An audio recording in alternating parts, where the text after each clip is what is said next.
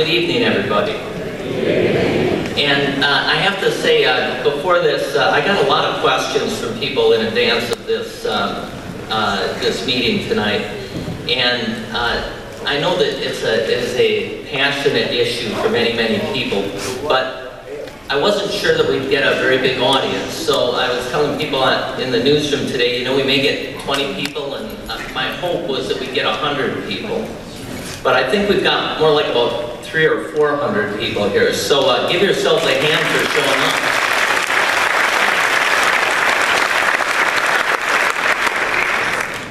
So before we get started into our panel and questions eventually from the audience, I just want to go over some housekeeping issues and sort of set some ground rules for tonight's town hall discussion.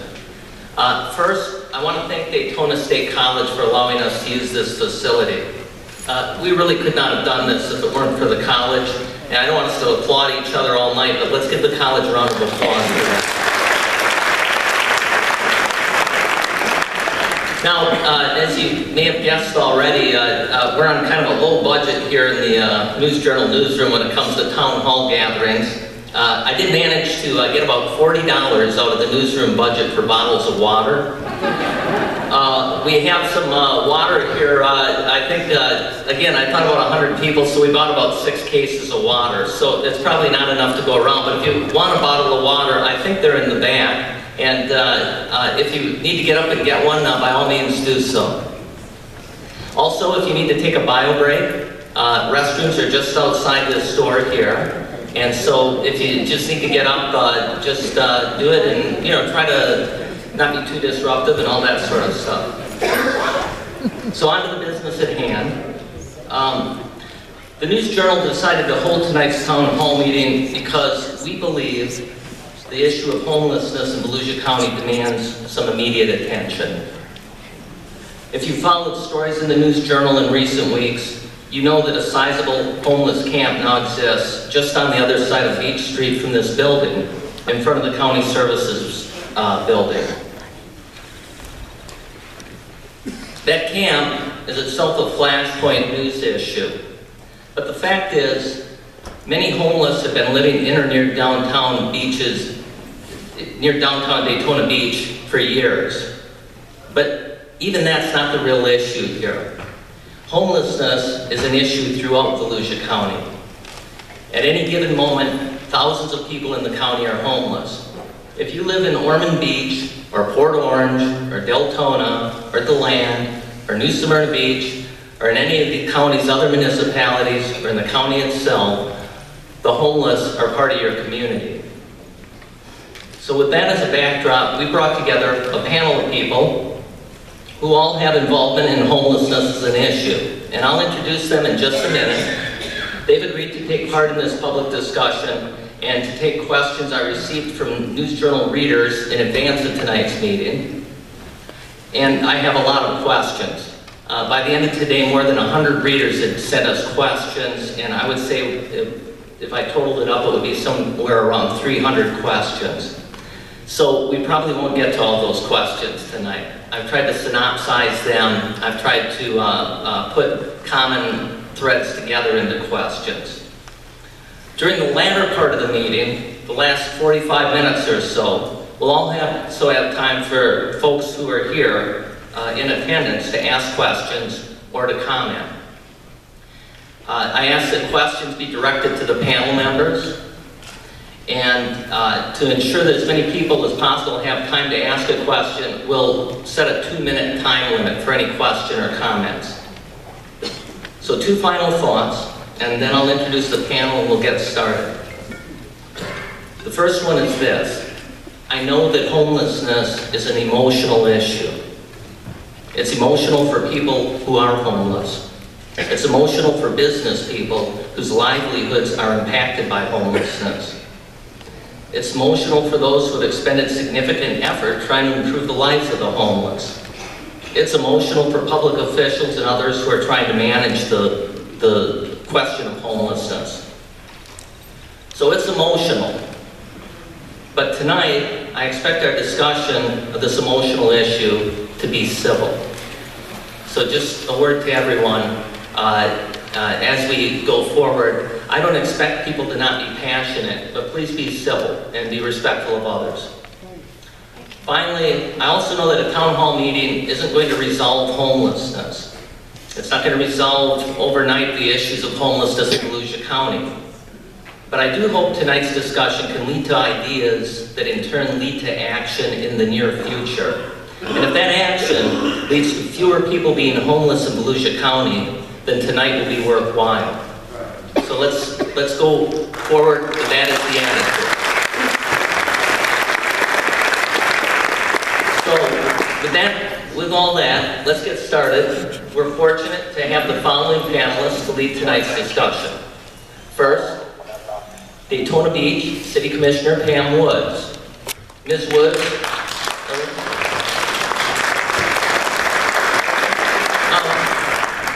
besides being a city commissioner, Ms. Woods also works for Volusia County Schools, and I know has been very involved in an effort to provide shelter to homeless children and families in the county. Next is City Commissioner Heidi Herzberg from Daytona.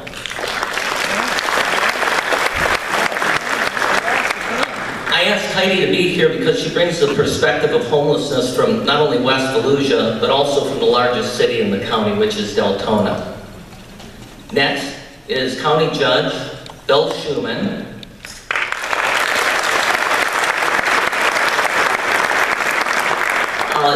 If you know Bill Schuman, then you know that she has great knowledge about the impact of homelessness on the justice system. Next is Father Phil Aguido, pastor of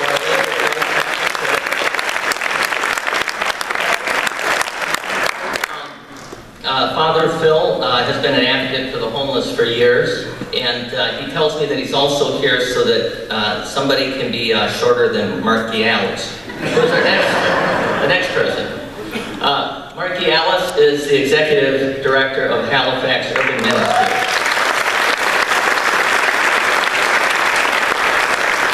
As such, he's involved in providing services to the homeless on a daily basis. And finally, Volusia County Councilman Josh Wagner.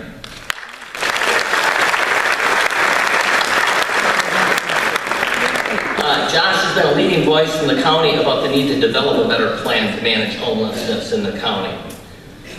So, with that, panelists, let's get to some of the questions. And the way that we're going to do this is I'll ask a specific panel member a question, and then after that panel member's done with it, others can weigh in.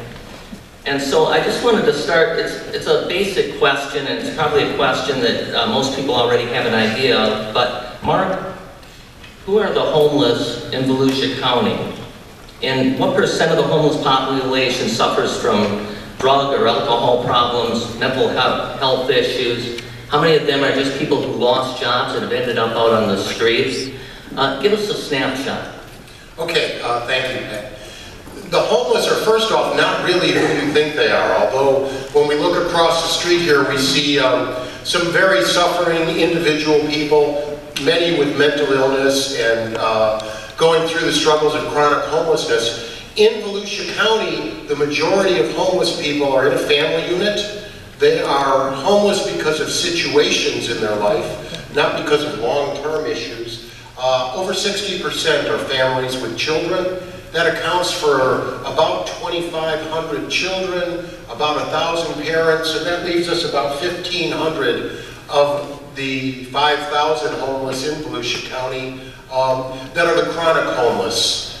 The chronic homeless, probably 40%, as near as we can tell, do have some severe mental illness. Many also have physical disabilities, and probably 30 or 40% have just fallen on their luck and come to a point after being homeless for a month or two, you change psychologically. You lose your will, you lose hope, you lose dignity, and we as a community have to work hard to lift those people up and get them back with opportunity to put a life back together.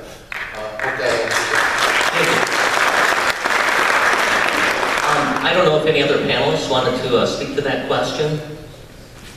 If not, we'll just go to the next one. Okay. And this one, Judge Schuman, this one is directed to you. the homeless often end up in a, or at least there's a perception that the homeless often end up in a cycle between the courtroom, jail, the street. In general terms, from the bench, what does the homeless situation look like? And what is its impact to the community?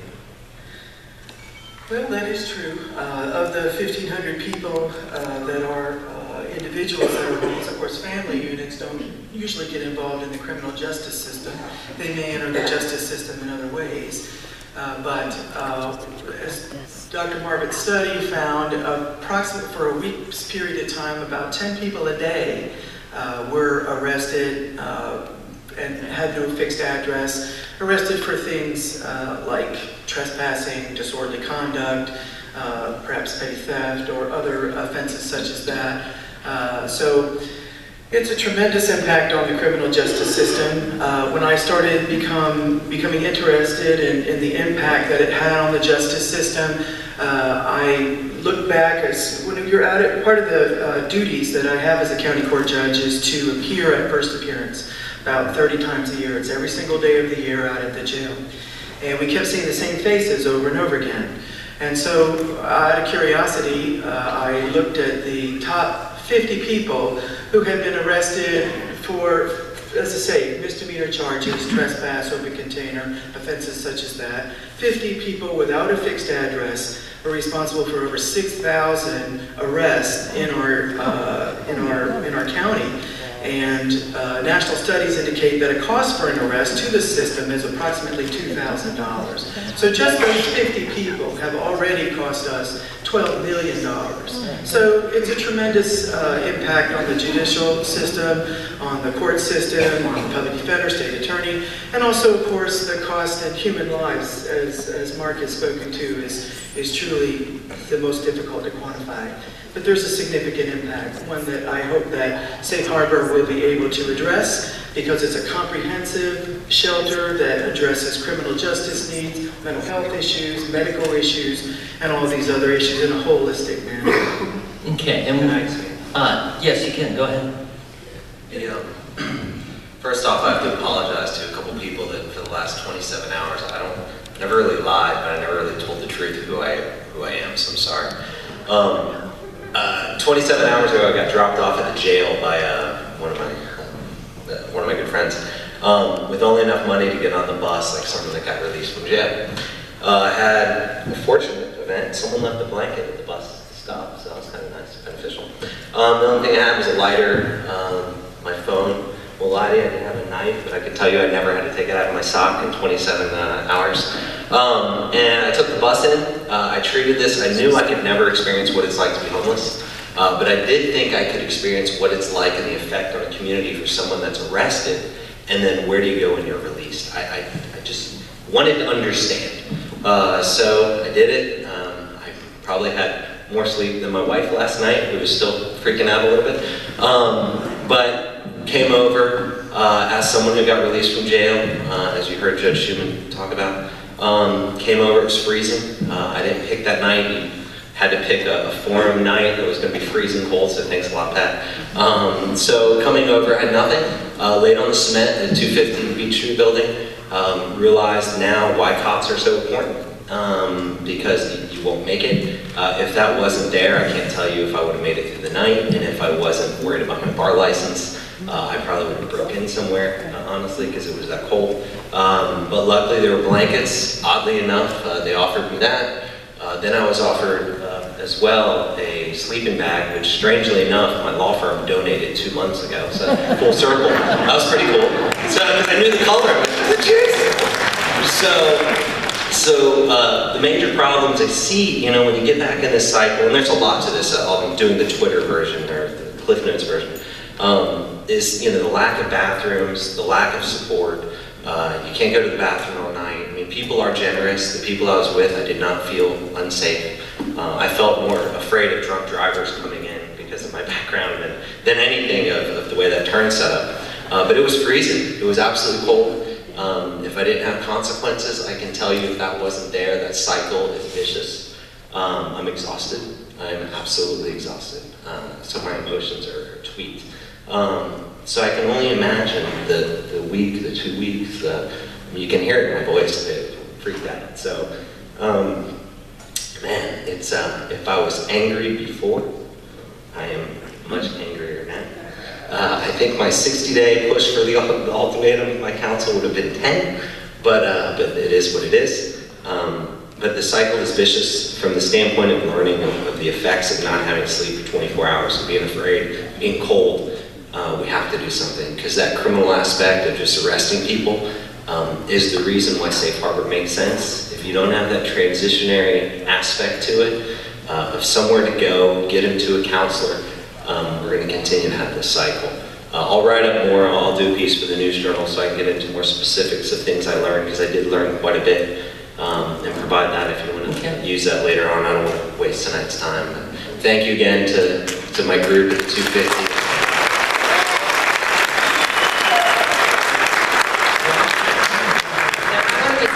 And address what Josh just talked about, his experience, and also you used the word ultimatum that the county issued. I want you to know that a group met yesterday, and Josh was invited, but he was being homeless, so he did let me know that he wasn't going to be invited. He didn't tell me he was being homeless, he just wanted that I would find out, of course, later. So he knew that we were meeting, and what we did yesterday afternoon, and this was done under the auspices of the Roundtable Subcommittee that we're working on with homeless and my work group, Randy Croy, Chet Bell, and Ray Salazar, who have been invaluable professionals that are retired, who are volunteering their time to help us develop a countywide homeless plan, which we all know is critically needed in this community. And we met the day that the county council actually issued the edict, or whatever you want to call it, and we said, what do we need to do to address this? And what the decision was made, and we invited a group of individuals, and they all responded. So yesterday at 4 o'clock, we had representatives from the Volusia Placard Coalition for the Homeless, the Continuum of Care, Salvation Army, Halifax Urban Ministries, Stuart Marchman Behavioral, and the City of Daytona Beach. I'm trying to think of who else was there. The Faith Community. I'm sorry, Father Phil was there to help. And we came in and we said, I'm so glad. So Father Phil was there representing Father Phil. And but we also had the faith community there as well, actually. And what we came in and said is it doesn't make sense to herd the homeless from one location to another. It doesn't make sense to leave them on the street. What can we do within the next few weeks to address the situation and move them off of Beach Street into a safe location, in my opinion, being indoors?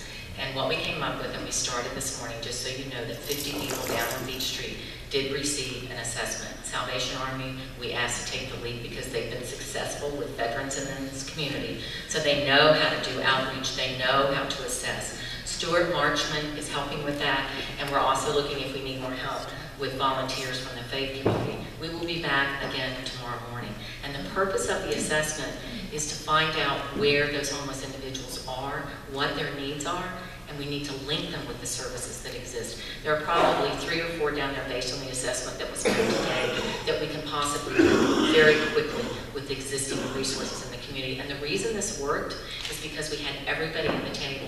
What we also talked about is where we are missing existing funds to provide some services. Father Phil stepped up to talk about helping us do that.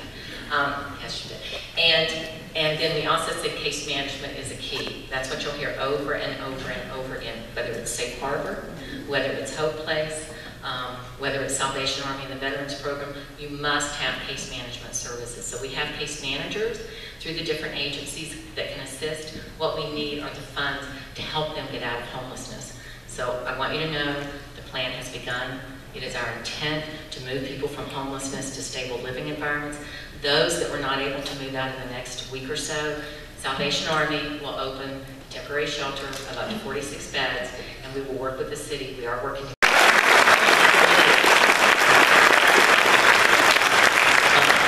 Father Phil, briefly, and then I wanted to address something else related to that question. Well, I just wanted to thank Josh, and I think that's awesome. And as many of you know, our faith organization has been working on this for 4 years now, and getting the county on board, and getting the county to give the land and the building of the Homeless Assistance Center. And I think that, you know, having Josh had this experience, and I just commend you, I think it'll be great because He has been an outstanding voice in the county, getting us to meet with county officials, getting the county officials, which wasn't always easy, as anybody with faith knows, getting them to come to our action assembly isn't always easy, but Josh always is there. Joyce Cusack's always there too. Joyce, I'm sorry, and Joyce is always there too. And Joyce and Josh have been kind of spearheading it with the county, and so I'm just grateful for what we've done, and I hope that we continue to get the county to do what, because this is a county-wide problem. But thank you, Josh. I want to go into one other related issue, because I was made aware this afternoon that the county has also been meeting in the last couple of days and has put forth a plan that I think they see as somewhat of an immediate addressing of the homeless situation across the street. Josh, I think you're aware of that. Do you want to speak to that a little bit? Yeah. What happened was they did an assessment of Botran. Part of the what I brought up to the county council and they unanimously supported was really a very short-term plan, a long-term plan with certain commitments. The first short-term plan was use Botran bathrooms to address the bathrooms, the nighttime bathrooms, and an overhead. The next one would be some sort of short-term shelter, and then obviously go forward with Safe Harbor and continue that support with the $4 million in the property. What has happened is the Botran, there are a lot of issues with legal issues as far as federal transit and a couple other implementation, how people would have to leave by 5. It just doesn't work. So what the county did and what Jim Deneen did was try to find was there another place that could work. And talking to Mark, and we actually met up, I think it was 2 days ago we met out there, Jim, Mark, me, and Donna, with the county met out and tried to figure out if the property across the street would work, if the property owner would be on board. That's the property across from the Star Center? Right, correct, from on North Street. The idea would be is all the services are provided on North Street already during the day. Could there be an overflow across the street? If you want to call it a tent city, if you want to call it some sort of structure, but something that would have bathrooms and something that would have an overhead to keep people dry in the short term. Because the way the council views it, and they did it by unanimous motion, was we need to have that immediate solution just right now, because we can't keep having this. We just can't keep doing it. There are some council members that want to put a fence around 250 Beach Street. They want to just block it off. I can't go that far. I don't feel good about it, but they do, and they're going to. So the idea is we need to get behind something that's feasible, that relieves some of that pressure, that's humane, that is an easy, nothing's ever easy, and I apologize for even using that word, a solution that can happen right now. Literally, we can meet on the 21st, the county council meeting. This can go into action on the 22nd, barring, if the city is against it, then there's complications. But we can get it done right now. Let me just ask Pam, since she's sitting right there. Pam, what are your thoughts about that? There will be problems. The neighborhoods that I can tell you are sitting in the room tonight, and I represent the neighborhoods that live in that area, will oppose it. That's why the discussion yesterday of the group was not to do a tent city, because it doesn't take them off the street. And I can tell you, Josh, it's not a good solution to leave people out on the street in tents. What we need to do is move forward, in my opinion, with what we came up with yesterday. We will put them in a structure at Salvation Army. We can put up to 50 beds. I have researched tent cities a whole bunch since this whole conversation started. And what you run into is basically the city is going to have to provide oversight and police. It's just, I can tell you, I don't think it's a good solution at all. I wish you could have heard all the conversation that we had yesterday and been part of the planning and the thought that went into to come up with a plan that really is going to try to resolve moving people from homelessness to stable living environments. And we're going to continue to work on it. We are working and we're meeting again next week, because I think that's what makes the most sense, Pat. It can't move forward without city approval. It's that simple.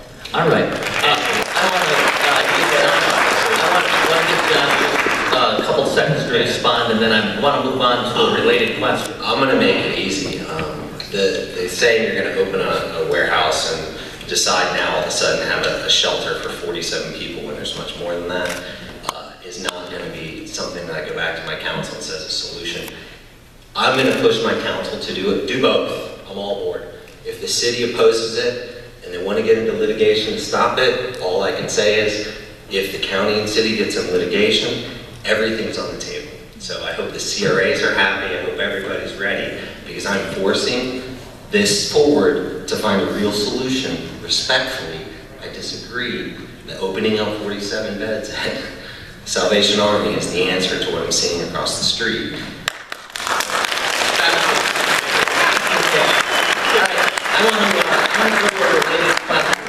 I think, and Judge, you can weigh in on this question when I get to it, and maybe all of you can. But this is a basic question from a lot of readers. Homelessness has been a significant issue in Volusia County for a long time. I know it predates me, and I've been here almost 6 years now.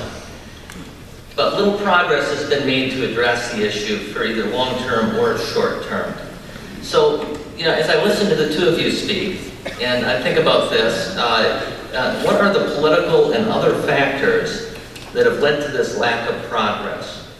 And I will throw that out to Judge Schuman, because she appears to be neutral.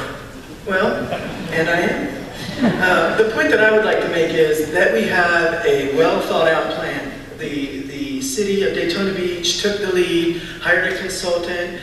We met for 6 months with an advisory board that included members from the medical community, faith-based groups, Father Phil, sent representatives. I went to this, and so the court system, and this group of 60 people from the community have a well thought out, comprehensive plan, and most importantly, this plan works. This plan has been proven to work in Pinellas County, where it has reduced street homelessness by 80%, 80, 90%. It's cost effective.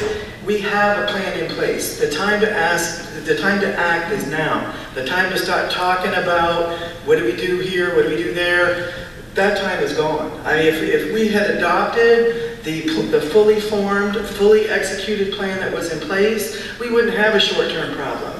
The long-term solution is the short-term solution. If they decide right away to build Safe Harbor, and I have every reason to believe that they will go forward with this, then in 6 months we'll be at a ribbon cutting for an absolute solution that will solve it.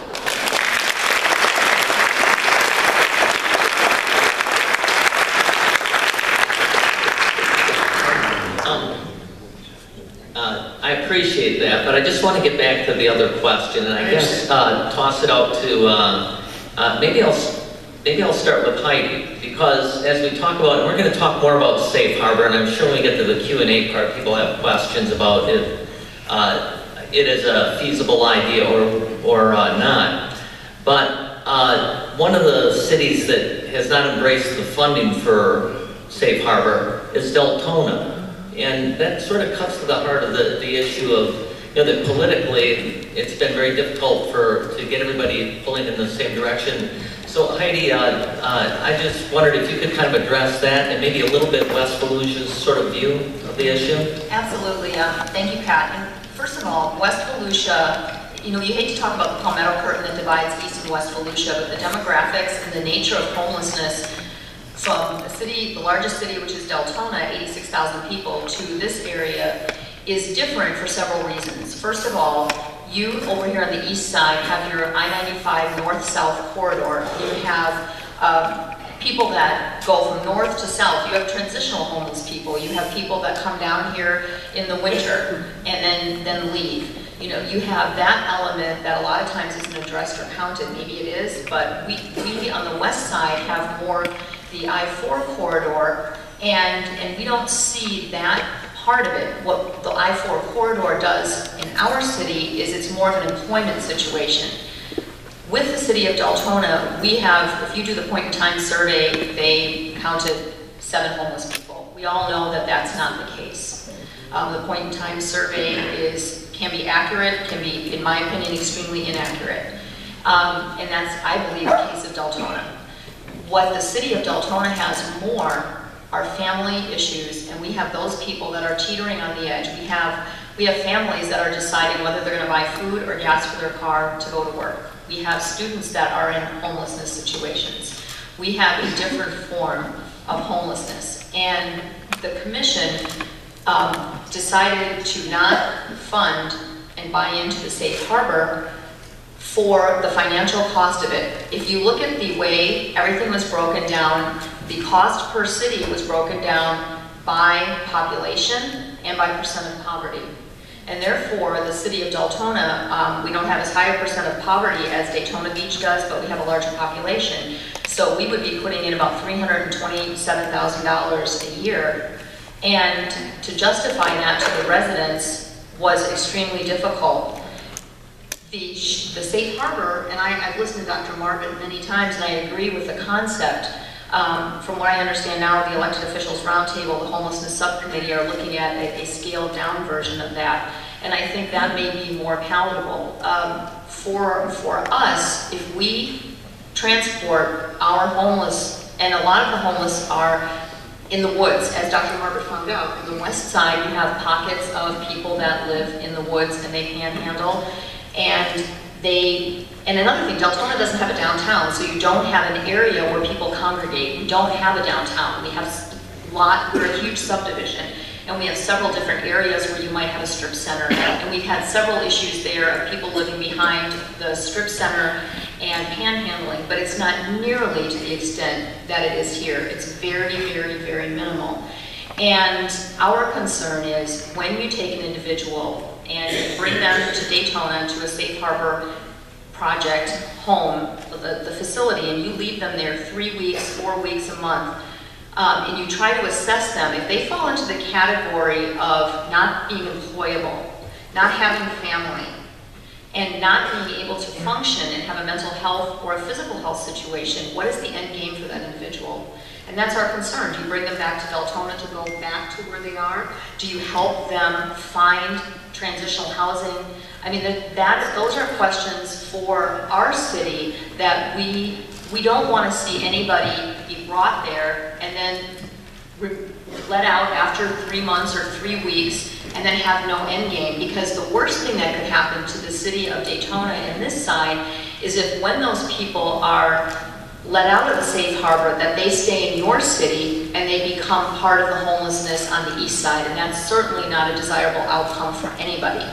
And in researching a lot of this, I believe the continuum of care and the county and the cities as a whole need to all work together and use the resources that we have, and then expand on what benefit we can do. We receive, as the continuum of care of Volusia Flagler County, $1 million a year in HUD money. Broward County receives 4.6, and they've upped it with special projects up to 10 million. And if you can increase some HUD funding, you'll be able to put some money into a safe harbor type project that's beneficial to everyone. No, you can't. I am sorry. You cannot use HUD money to fund a shelter. It's no longer an allowable expense. That's right. And so what I want to start with, first of all, by saying we fully realize that the formula that Margaret proposed for funding does not work. So we are working to go back and look at how we can fund the program using a variety of different sources. For example, Father Phil has talked to us about trying to get community. We know there has to be business partnerships to do this. So the funding model that was proposed is basically off the table at this point, and our goal and our plan is to get funding sources from a lot of different places. The other thing I'm going to let Mark elaborate on, but you heard me say it earlier, it's called case management.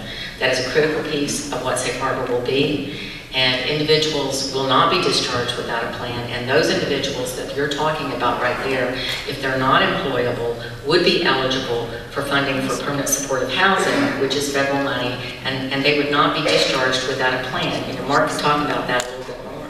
Yeah, Heidi, every person that comes into shelter now, and I don't like the word shelter anymore, because what we are doing is really rehousing. That's just a step in the rehousing. All of those HUD dollars that we wish we could use for the shelter are now only available for the housing program.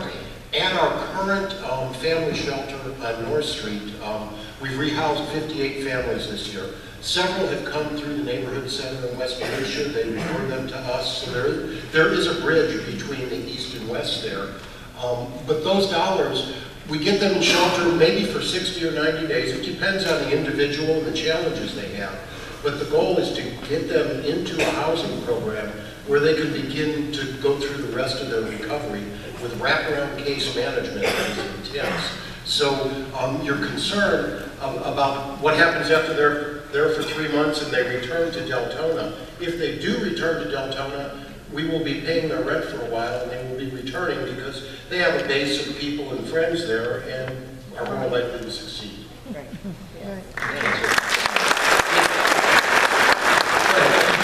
Yeah, you still really haven't gotten the ultimate question you asked is why hasn't it worked?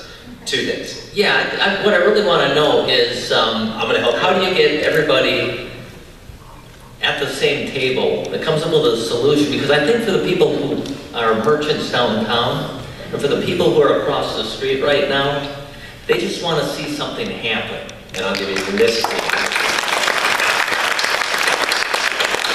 About a month ago, I'm sitting in a meeting with Joyce Cusack, and at the end, I'm like, Joyce, I think I'm going to ride out this last year of positivity, and I'm tired of it. And I'm not saying I'm going to give up a good fight, but I just, ride on positivity. She looks at me, she's like, what's wrong with you?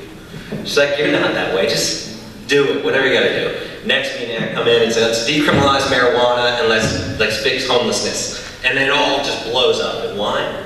Because I say, we've been talking about homelessness now for 2 years. The county said a year ago we're going to put up $4 million. And I found this action is money. Daytona's issue is not just a homelessness issue, it's a funding problem. So unless the county sits here and says, you know what, we're going to pull our money, unless everybody gets together and starts finding some solutions to actually get something done. And who has here seen Star Wars? Who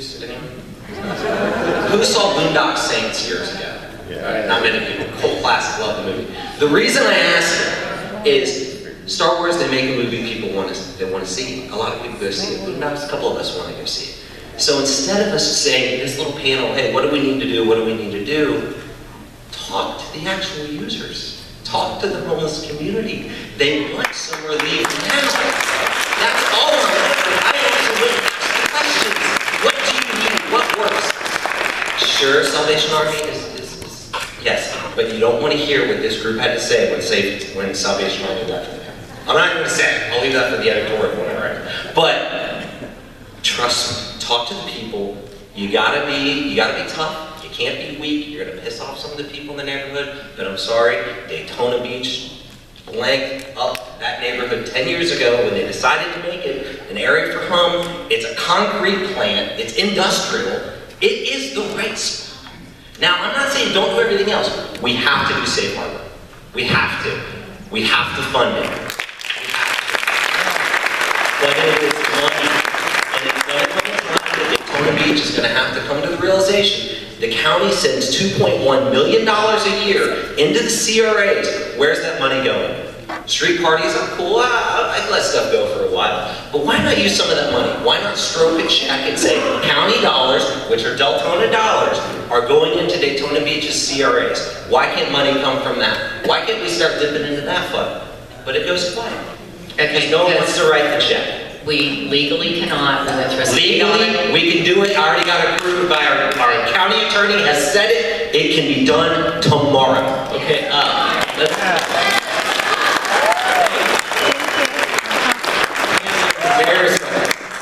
Hand your response. I will say one more time, what we are trying to do is address what you asked us to do, which is the problem down on Beach Street. And we are attempting to do that and move those people off Beach Street and into homelessness. You've now moved the cheese and said we have to deal with all the homeless in the city. So you've just changed up the whole game for us, all right?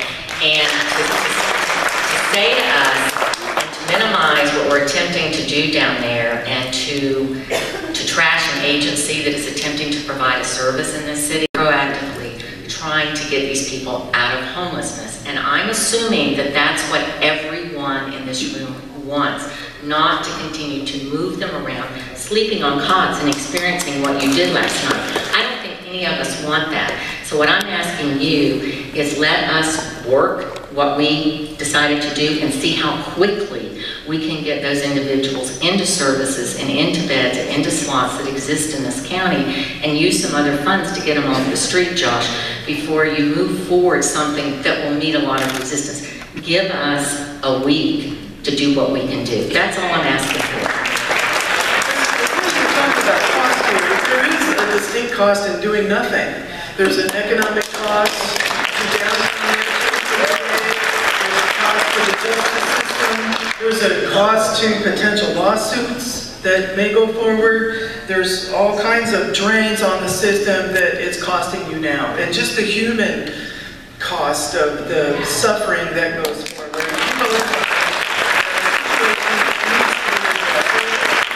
Doing nothing is not an option. We need to move forward with a plan that's been fully vetted and fully in place. I know I'm speaking for faith and for churches or whatever, but at the same time, I think it's a really important time for members of churches and members of the faith to contact their city commissioners and their city officials and to tell them that just because we live in Daytona, I don't know how many residents you have in Daytona, how many, about 80,000? 86,000, so $5 a piece isn't going to kill anybody. That would be the 320,000, not even 400,000.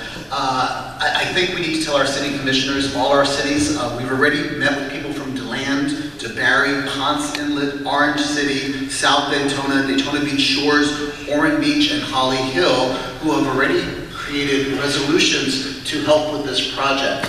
We certainly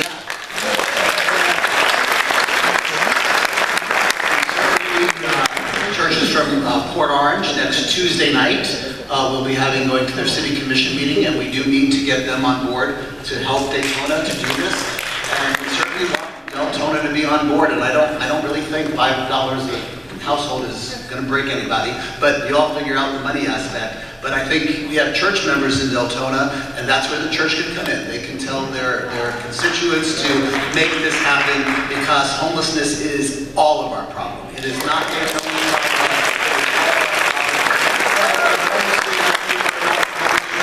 We're all brothers and sisters, and it's a problem for the human condition, and I think all of us need to participate. I do think we need to keep moving forward with Volusia Safe Harbor and dealing with that issue and getting that plan way underway, and it is taking way too long. And that's because of all this talking, and all these cities don't like what they were charged, and don't like this, and don't like that. They need to get it together. We citizens need to make them get it together. So we need to move forward.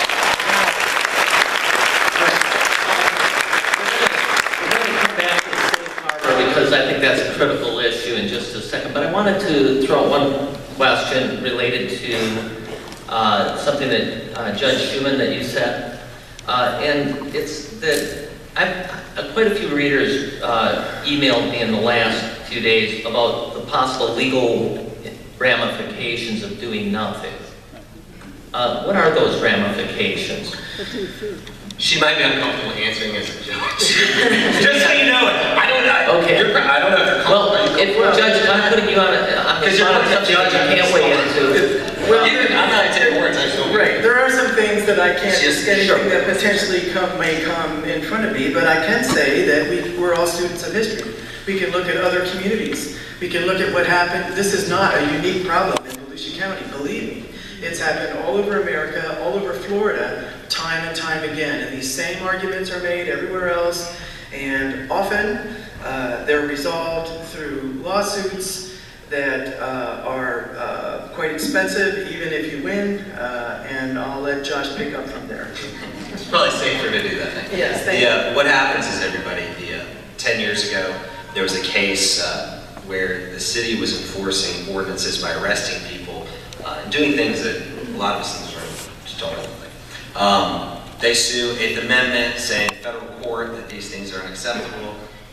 Some people argue it's good law, some say it's not law because they came to an agreement and the city had to do certain things. And this is basically what it says. If you have a shelter that's in place that has certain criteria, can't pay to go, can't pay per night, cannot be religious, there has to be an ample amount, and it has to be approximate, it has to be close. Once you have that, in Orlando, years later, Joel versus Orlando, it was inverse. They actually were able to enforce all the ordinances with arresting the homeless because they had everything in place. They had the shelter, they had the room. So the idea and what you're hearing, the ACLU, you're hearing all these things come up, is that Daytona is closing down bathrooms because they're under construction. They've closed Manatee Island, they've taken out benches, and Daytona has arguments for them. But they can also be viewed in a way, and also the arrest of homelessness for arbitrary type things, for things that would happen. You gotta go to the bathroom, you have to go to the bathroom. If you don't provide a bathroom, you can't arrest someone for not having a bathroom. That was in essence, the law was set up. So the idea now is, Daytona's getting, in my opinion, I think they're kind of already there, in a situation where they're going to lose. It's going to be expensive because not only they're going to have attorney's fees, they're going to have a lot of cleanups because all you have to do is go find the 10 people a day that have been arrested. And then they're going to have to build it anyways because that, in essence, will be the settlement agreement. So it would be much cheaper if Daytona did it and got that moving, or at least guaranteed. I mean, what the county did, we'll get into it, I'm sure, later in this discussion of what the county asked the city to do. But that's in essence what's going on with the legal matters, is that there are a lot of people who think right now Daytona Beach can be sued, lose, not only pay out a big hefty amount of money, but also have to build safe harbor. So that's what's out there. I know the ACLU is talking about it. I know multiple people have contacted me about it. I've read the case law. It's pretty on point. Okay. Everyone can read it themselves. I'll get you a copy of the case. What is the name of that Miami case? Pottinger? The Pottinger case. So that's, if you want to look into that, and some people have sent me quite a bit of information about it. And the opinion keeps going back and forth. Is it law, is it not? You have to read Joel versus Orlando as well, because that kind of puts in perspective the inverse. And I think that makes it good law. Well, I don't want to put the ACLU on the spot, but is anybody from the ACLU here right now? Are you representing the ACLU? The ACLU, the ACLU Justice for Homeless Committee of the Volusia Flagler chapter of the ACLU meets on almost a weekly basis about these issues. So our mission is to decriminalize homelessness in the city of Daytona Beach. That's all I can say. All right, thank you. I have a question related to Safe Harbor. How many people would that facility be able to serve at a given time? The way it's put together right now, it would be able to serve 500 people. I'm sorry, 250 people. But because of the number of people that will go through the transitional process there and move into housing, it really should run between 500 and 700 people through during the 5 years that we're talking about the funding for. So we shouldn't get stuck on the fact that it's only got 250 beds.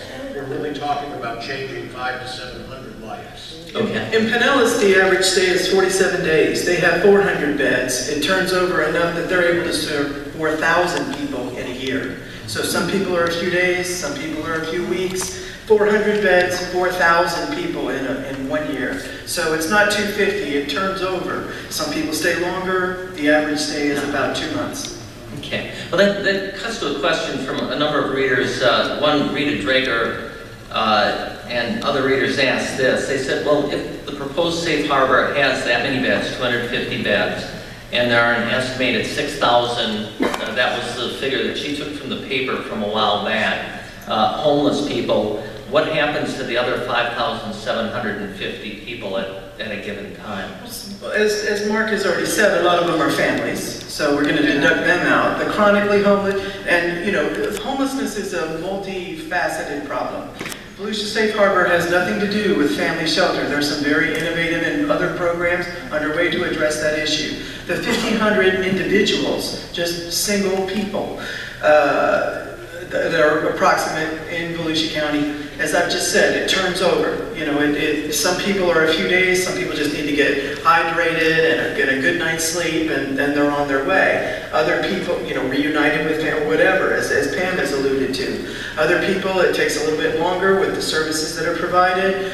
They get on their feet, they would address whatever issues they have at this comprehensive service center. And the average stay in Pinellas, which is the model that we have to pick from, is 47 days. So 25% of people are through in that period of time. The other 75% may take a little longer. And quite frankly, because it's taken such a long time to get anything at all in this community, the severely chronic homeless under the federal government is defined as, I think, 1 year or 2 years. We've had people for decades. So to think that some people are going to be able to quickly transform and suddenly be working at a job is probably not realistic. So there is going to be a certain percentage of people that have a more permanent safe place to stay where services are provided if they choose to do that. So I think because of the constant turnover, it's not 250, it's not permanent, it's a pass-through. Get people on their way as quickly as possible based on their individual needs. I want to throw out a couple other questions from a couple other readers that are related that have to do with other housing options. One, it was a number of readers, including a Blake Kugel and Brian Poaches and others.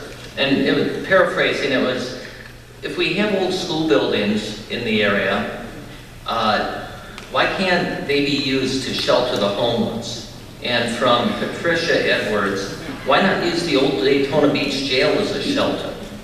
First off, first place, we are doing that for that reader if they're out there listening, if they're here.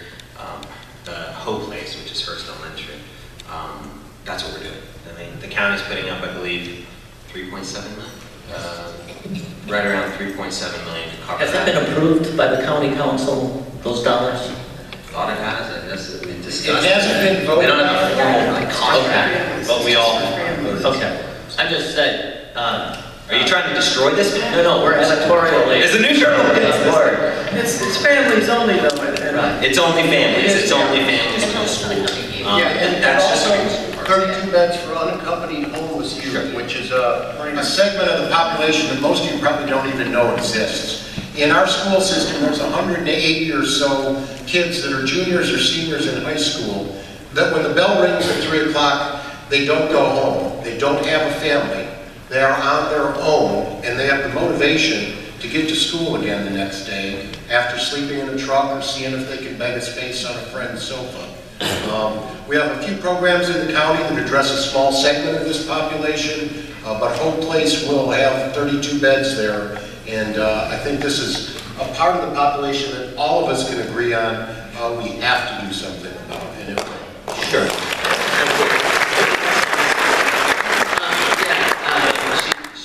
Is she here? I Yes. think I saw her. She's standing up somewhere. We should clap for her because she helped put it all together. Can I just speak to that for a second, just as the editor of the paper? And I sat in on some of the meetings during the discussions about how to take Hearst Elementary, an empty school, and turn it into Hope Place. And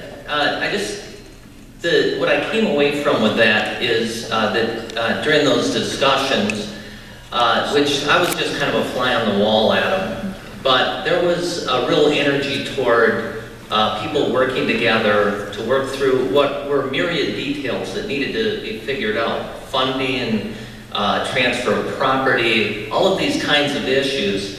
But by the end of it, it was figured out and a plan could go forward that I think most people who look at that plan would say, this is a viable idea that's going to help homeless children and families, which I think is easier to solve than the adult homeless issue. But still, it came out and it was viable, all of which cuts to the heart of why can't the city and the county and all the other people get together and put the same sort of positive energy towards solving the other part of the homeless problem? It's the same situation. That's a county to county, a school board county to county.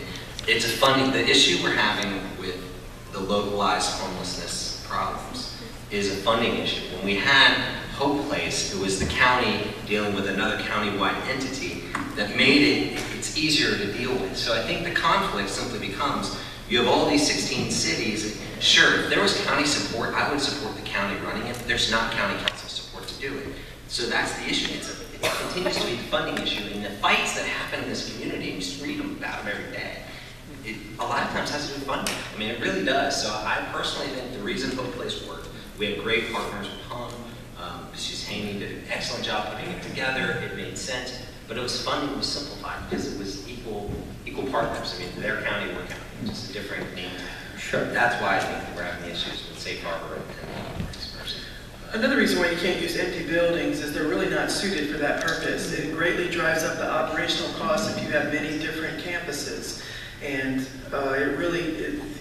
one of the main reasons why the site was chosen for Volusia Safe Harbor was because it's adjacent to, it's in the central part of the county, first of all, centrally located. And it also is adjacent to Stuart Marchman that has the only mental health crisis stabilization unit in our county. It's nearby sources of funding that, or sources of services that would have to be duplicated at all these other different locations. So it would greatly drive up operational costs and further exacerbate this discussion of food base for ongoing expenses. A number of readers also brought up this issue as a question. Why not, given that it receives very little use from the public, why not take Manatee Island and make that, at least temporarily,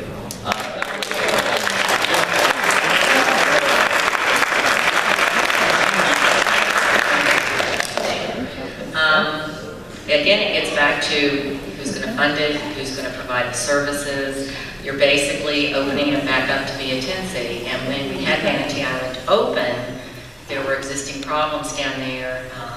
The property, there were existing problems and we had to close it. I want to go on record as saying there continue to be public restrooms open in the city throughout the day, and to close one part of the closed city island restrooms, there are numerous other public restrooms open throughout the city, so that's real misnomer. But what you're basically saying is you're going to, I guess what I'm going to go back to is I don't support 10 cities. I basically think that they do not work.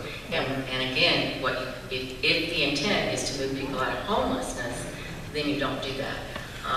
What I'm hearing, I guess, somewhat out there is that it's okay to remain homeless and that that's a choice and that we need to accept that and that be a responsibility for the city of Daytona Beach to pay for. And because that's what I'm hearing, because that's exactly what would happen is the city of Daytona Beach tax dollars would be on the hook for everything associated with that. The liability, the safety, the maintenance of the property, the policing, and the crime. And I'm not willing to have the taxpayers in the city do that.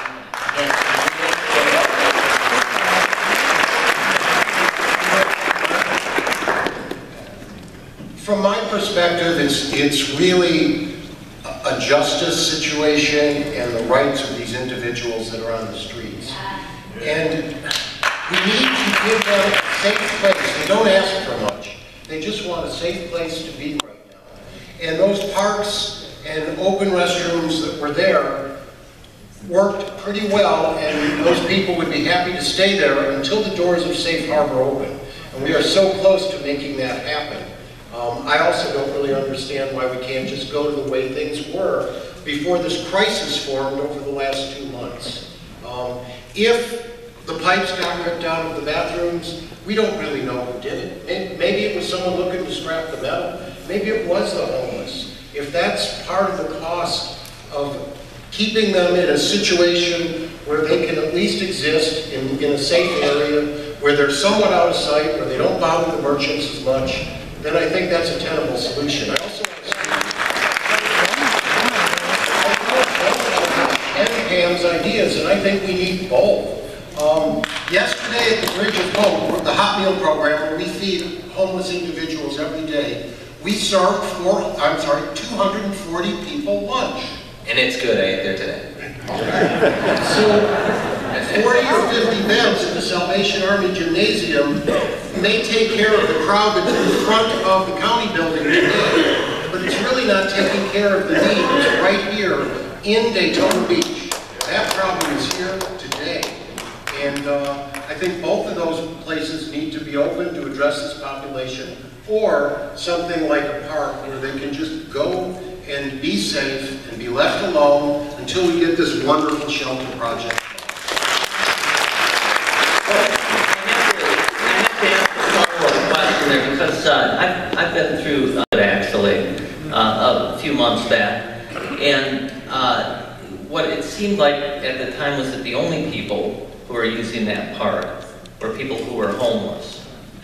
So and afterwards I had to wonder to myself how many people who aren't homeless, people who might use that park, citizens whose taxes pay for that park, how many of them are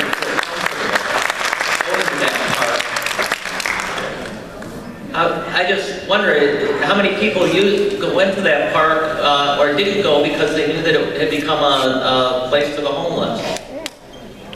Well, I can just tell you it's a problem that's been stated to us as well, and I think it's a balance.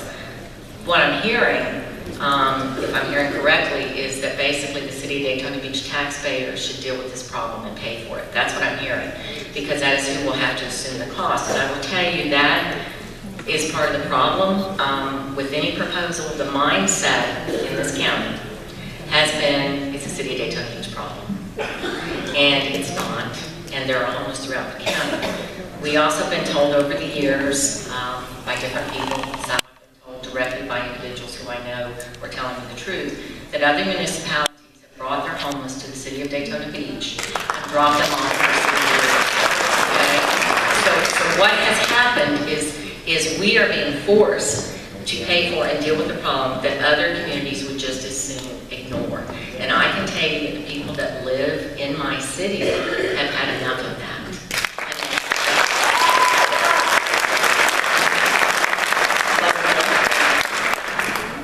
I think that I hear so much conflict between cities, between city and county, and that's just really, really sad.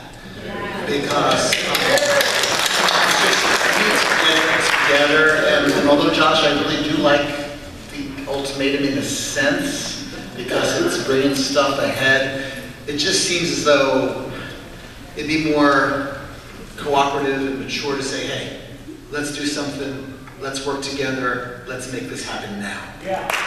So, the Kumbaya days is gone. Well, we've said we were going to pay $4 million how long ago? They closed Manatee Island and they complain that, oh, our money's being wasted, when Manatee Island was built on CRA dollars, which we contribute as a county. All of us, $2.1 million last year, which, by the way, as I was sitting, because part of, I guess, the issue with what I was doing last night, I also get bored really easy. I'm sitting at the river going, what am I going to do for the next 20 hours? I'm looking at Manatee Island fully lit up, and I'm like, huh. This makes a lot of sense. I'm looking at a banjo minnow, Manatee Island, just as I'm sitting here freezing off. And it's lit up. All the lights are on Manatee Island, and it's all locked. So, and I'm thinking, who's paying the electric bill? The CRA? Who's paying the CRA? We are. So, somebody has to.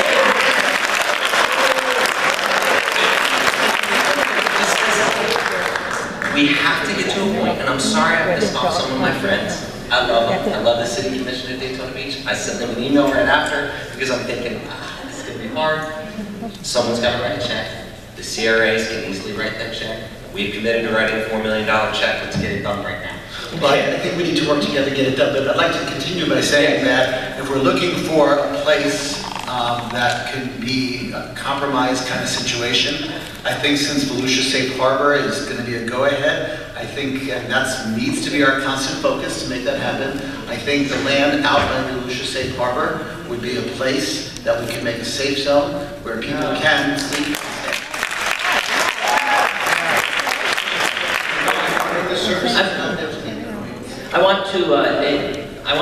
We've got about 10 more minutes before I turn it over to the audience for questions, and I want to get there. And let me just say, first of all, you guys are like herding cats. You've completely destroyed my, my script, but that's fine.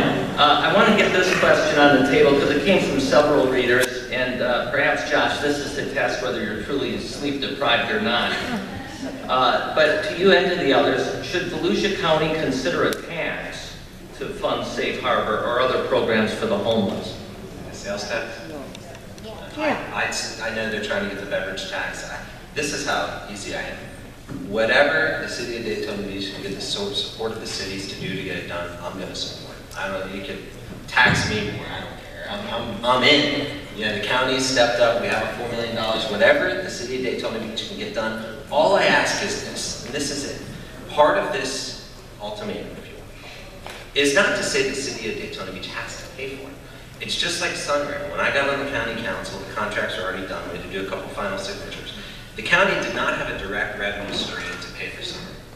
They didn't. So what they had to do at the time is to guarantee it with their general fund, which is how we pay for it. If we can find a direct revenue source, we'll switch to that to eventually pay for Sunrail. But I think to get this done, all Daytona would have to do is just guarantee it. I'm not saying they have to pay for it. I'll help them champion. I'll go to Tallahassee with them to try to get something done to find a revenue source. But to get a shovel in the ground and get it started, all they would have to do is guarantee it. It'd be a similar contract like Sunrail, and I can tell you, we already have our attorney working on it if Daytona wanted to go that route, which I really, really hope they should. To anybody else, is there an appetite out there for a tax, a county in the county, in the various cities in Daytona Beach, and is there the sense of support for that to help pay for? We're not pursuing a county tax. What is being pursued is what has been going on in Miami for years, and it exists right now, and all we're asking them to do, we're asking HUCL to move it forward, is to allow that legislation to be available to other counties. It has to be put locally on a referendum, so you still have to vote on it locally. It's really just an enabling legislation, and it would be a food and beverage tax. So it's only on businesses, it's not hotels and hotels, it's restaurants of a certain size of a 400,000. That is what we're pursuing. Because the reality is of this, is that we can get the money to get it up and running the first year, is the sustainability. And that's the concern that's been expressed by other mayors that I've talked to within the county, is what happens 5 years from now, even if they commit X amount of dollars. So the critical piece of that is the sustainability, and we truly believe there needs to be a dedicated source on that. So that's where we are with the operating funds. And just from what she said, I think we as citizens here need to, could we write to Dorothy HUCL and let her know? And I think it's a great, we actually came up with this idea 4 years ago about this, what Miami does, and do this surcharge kind of thing, and finally we're moving along with that simultaneously. But we citizens can make a difference, and we citizens can write to Dorothy HUCL and let her know that we want, and it's not too late to do that for this session, because it's changing the law, it's not really creating a new law, so it's just broadening it so all the counties in Florida can use it. So you want to do something? Write to Dorothy HUCL, email Dorothy HUCL, call her, let her know the citizens want this. Okay. Pat, I want to make a comment about this. And you know, Father, faith group, individual faith churches in the community and the county are certainly willing to step up to help fund it. But the one other piece that we talked about yesterday, and I know everybody wants something to happen now, that's what we talked about too, is we have people saying we want to give and we want to help. And we talked about a lot of different agencies, and because people have strong feelings about different agencies and organizations in this community, one way or another, the city of Daytona Beach agreed to be, if people want to donate now to help those people on Beach Street to get into permanent housing, if they want to give now to Safe Harbor, if they want to give now to Hope Place, the city of Daytona Beach is setting up a portal online and by City Hall in which funds that anyone in this community wants to give will be put aside in a special pot of money that will go to the homeless in this area. And we make that All right. I have one more question, and then I want to get to the audience. So I wanted to say that for the people who are going to be handling our microphones, if they want to get up to their microphone stations. All right. This is directed, I guess, to Father Phil, but to everybody, because you're a member of the clergy. And this question actually came from a lot of readers. And I'm not going to name them all because I think people are uncomfortable criticizing churches. But so let me ask on behalf of all of them. And it was sort of, this is the question. It seems that our local churches could and should do more. This can't totally fall on the taxpayers. Why are most of the hundreds of churches in Volusia County, why aren't they providing sanctuary for the homeless? Okay, great question. First of all all of my members of my church are taxpayers. And they are doing a lot as far as that goes. And so we are all pretty much, as far as I know, I may have maybe one or two, my parishioners can laugh at that, who aren't taxpayers, but my parishioners are pretty much all taxpayers and pay pretty good taxes and are doing their part. I also do know that many churches do a tremendous amount presently. We help out with we have a food pantry. I know that Our Lady of Hope, Father Chris Hoffman says his church gives over $100,000 a year to help the poor and homeless in our community. So I don't know what church this person goes to, but our churches are doing a tremendous amount.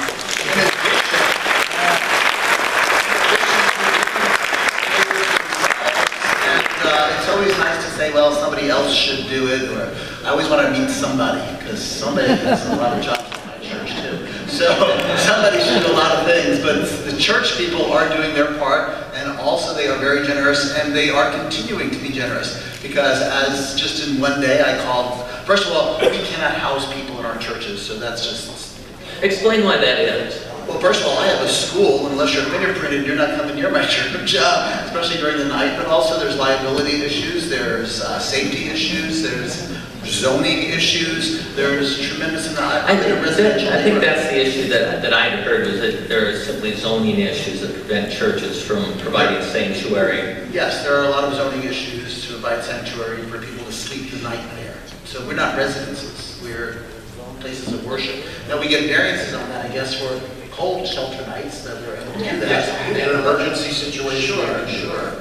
But so that is part of the reality. But I trust me, churches are doing, and as I said, when I've asked churches to respond, actually Imam Bilal called me and said, they read in the paper that I wanted to get churches to give more money than we're giving already, and Imam Bilal called me and says, we want to help, we want to be part of that. So I'm working with him, and I've talked to St. Brendan's, and I talked to Westminster Presbyterian Church and First Presbyterian Church and Our Lady of Hope and Epiphany, and just those 5 calls or 6 calls that I've made. Master's Domain also wants to be part. So people are willing to be part. I spoke to our Sikh brother there, Kirpal. He said, we're part, we're going to do something. So in addition to what we're doing, churches are stepping up and will step up, and we do want our skin in the game. But obviously none of us can do this without what the county is doing and what hopefully all our cities are doing, because this is a county problem, county-wide problem, and it's a human problem, and we are all connected and all must participate. Okay. I would just quickly like to add, Halifax Urban Ministries is faith-based, and the churches in our community supplied us with over $300,000 last year. We received very little grant funding, contrary to what most people believe. About 15% of our budget is through grants. The church is the single largest donor to the work we do, which is to shelter those 100 families, to feed 250 people every day.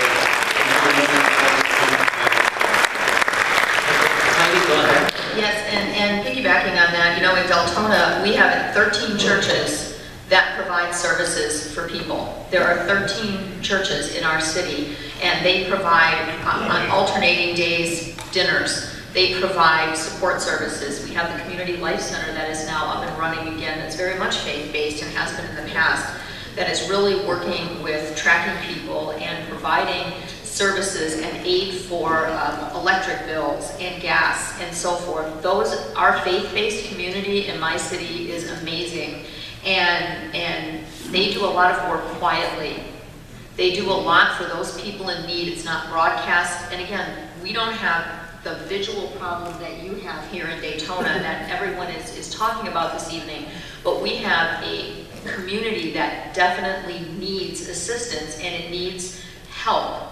So my place here is not to say that there is no homeless problem or no problem in Daytona. There is a definite problem of people that need support services and they need help. And we support, the city supports through CDBG money. We support the Community Life Center. We support New Hope Baptist Church. We support the Neighborhood Center of West Volusia. We support a lot of agencies. And I think that if things, if Safe Harbor comes back with a different outline, I can speak for myself. I can't speak for my commission, but I can speak for myself that I would absolutely revisit it and look to see, to be a part of it, because it shouldn't be an east-west divide, and it shouldn't be certain cities that don't want to participate. We all have to, and if that means restructuring a funding source, and I know we can't use HUD dollars for the shelter, but we can use HUD dollars for other supportive services that maybe our money is going to, that we can redirect for a shelter. There are ways to do that. Every city has to be at the table. We have to have an understanding from our staff. As an elected official, I don't know everything. I rely on those people that are experts in that field, whether it's the people that deal with HUD, the faith-based community, other entities, and the judicial system, to explain and interpret everything that we as elected officials need to do. And we do all need to come together. We're never going to solve the problem, because it's not only a human problem, which is for me up foremost, it's an economic problem.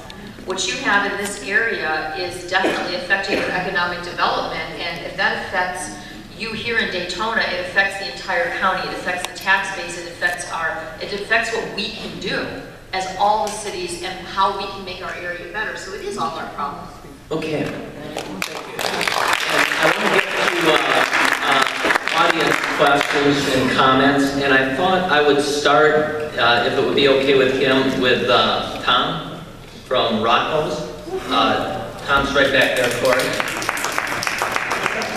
And for everybody who has a question or a comment, what I'd like you to do, if you could, is state your name. If you're a business owner, state your business, and identify yourself, because we do have a reporter covering the meeting.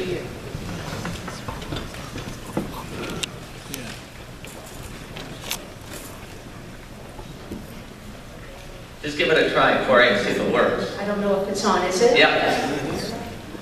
Yes, Tom Myers, Rocco's Frozen Yogurt. Across the street, I'm also representing the B Street merchants. I'm here because of my concern for the quality of life that we now have in Daytona Beach.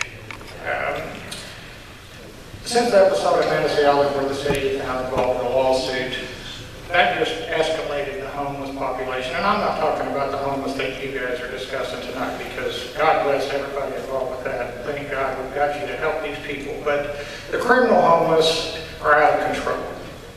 There's no rules, there's no laws or anything for those people. And they affect everybody in this room trying to do the good for this cause. My concern right now is we have people now that I'm having to rescue. Elderly people, senior citizens, young girls are getting trapped in between their cars. Panhandle, that's not panhandling. That's accosting somebody, that's assaulting somebody. And that's happening every day. You can't go anywhere. And when I say quality of life, I say, I don't even want to leave my house anymore sometimes, because I know I'm going to get panhandled 5 times. And when somebody starts approaching me in my car and trapping me, I feel like that I have a right to do something. So the criminal part of this, I'm beginning to get real confused about. Mr. Wagner, I've got 10,000 hours dealing with the homeless on my street. 10,000. I sit in front of my business, and anything I say or tell you, I can back it up with pictures, any kind of documentation, video that you want. And I'm going to tell you up front, some of the things that are happening are criminal. They're not homeless criminal, they're criminal. So my question is, when this shelter is built, when we get all this rolling, these criminal homeless are not going to stay at the shelter. It'll be a pay cut for them.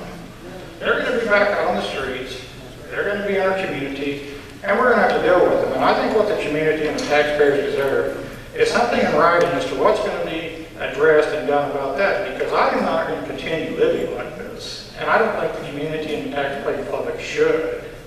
So, another thing, Mr. Wagner?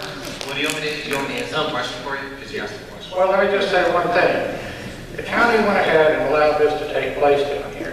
I worked for AT&T for 27 years. I managed a lot of situations, a lot of people. And if this would have been my situation, and I would have walked in and told my boss, hey, I took care of your problem with Manatee Island, I'm just going to let those people stay there. First question my boss would ask, okay, what kind of management, what kind of guidelines do you have over there? Tom, I need you to wrap up. If I would have said nothing, I would have been fired. So I don't understand why there isn't some kind of regulation or guidelines. Why can't you tell those people to go to the back of the building, not be so visible? Because this is absolutely a circus now. All right, thank you. Mistake my inaction with action. I'll explain why. I'm a lawyer. Most people in here, a lot of people know I'm a lawyer. Probably see my commercial. I'm a lot more clean cut in it or on the side of the bus.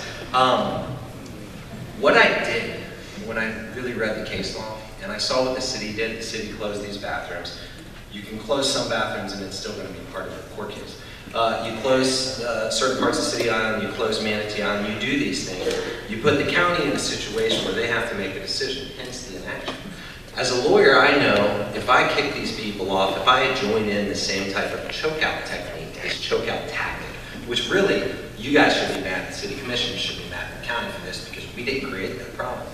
What they did in essence is brought us into the lawsuit. As someone who understands the case law, who's someone who is accountable to every single one of you as your county representative, I'm not going to dumb myself down and not be a lawyer. What I in essence did is went to the county council and said, let's do nothing for now until we can come up with a viable, quick solution. Why? I don't want to be part of the 8th Amendment lawsuit. I've thus shielded the county from any litigation because once the city is arresting people and taking them to the jail, they have an 8th Amendment problem. You're seeing the people at 250 Beach Street because the city created the problem. They created it.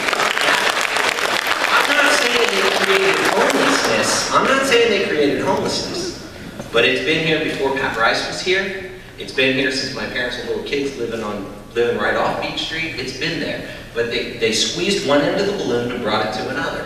What I did with the plan of 3, which is a 60-day plan, the 3rd month to the end of the year, and then Safe Harbor, shielded us from litigation, shielded us from the problem.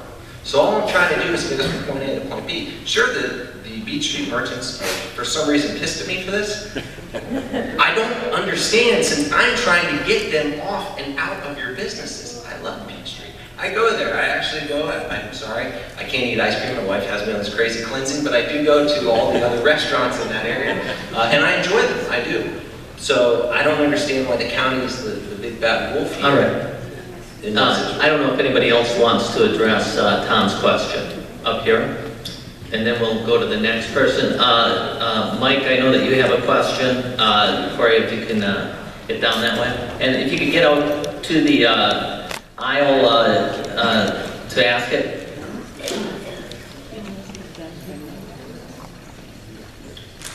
Pastor Mike Pastore, ordained minister and homeless advocate.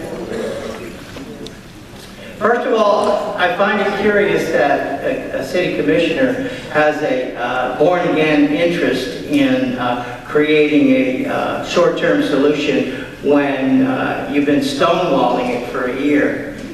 It's only because that Josh Wagner has actually stood up and actually did something to get people off the fence. With respect to Manatee Island, Manatee Island, it doesn't have to cost the city anything. I have 5 churches behind me that right now, they say, Pastor Mike, they'll never let you do it. But if they do, we will support you. We'll give you whatever you need. We'll pick up our cots and march down there through the open gates and set up under the pavilions and provide the city with a certificate of insurance with security and supervision, and there won't be the problems that the Beach Street merchants, and just like the Orange Avenue merchants, all right, you threw them under the bus, you closed the bathrooms, all right, you closed the bathrooms and you created this issue. And as far as Salvation Army is concerned, I invite you, Josh will take your hand, walk you across the street, and if you can find 5 people that thinks it's a good idea to go to Salvation Army, I can tell you you're wrong. Okay. They ain't going. All right. Thank you. I want to remind everybody that it's okay for people to be passionate here. So it's an emotional issue, but I want people to be respectful and civil in addressing the panel as well. So with that, Pam, I'll let you weigh in. I just want to respond to the comment regarding, again, someone dismissing an agency that's a valid agency in the city. It wasn't to go to Salvation Army, Mike, and in the year that you have come and talked to the commission, I've not once heard you talk about getting somebody off the street and linked with services. And we've talked repeatedly about trying to get people with services. In the city of Daytona Beach, you know, we continue to be told we've done nothing. And we fund in the city a homeless program, the Streets team, to try to help people quit being homeless. We've done that for years. We funded and took the lead on the Marvin study, but it continues to be not enough. What you chose not to hear what I said is what the team went out to do, and what our intent was not to move people in the Salvation Army. It was to assess their situation and link them with services and try to get them in permanent housing. The Salvation Army would only be for those that we are unable to get linked with services and off the streets in the next few weeks. That was never our intent, to move them from one place to another. It is, as I keep saying, to have them no longer be homeless and in stable living environments. That's what we're trying to do. Thank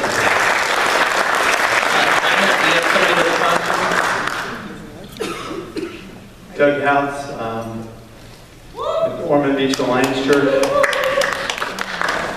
And I've been friends with Mark for a while, and Father Phil, and I'm really excited to see that we're finally doing something about this. My church about 6 years ago took 2 homeless guys off the street, and we were about to give them the line, go be warm and be well fed, and we decided that we had to do something different. So we housed. Now, I might have problems zoning, I might have problems with my liability, my insurance company dropped me and I had to pick up another one. But 28 people call my place home. And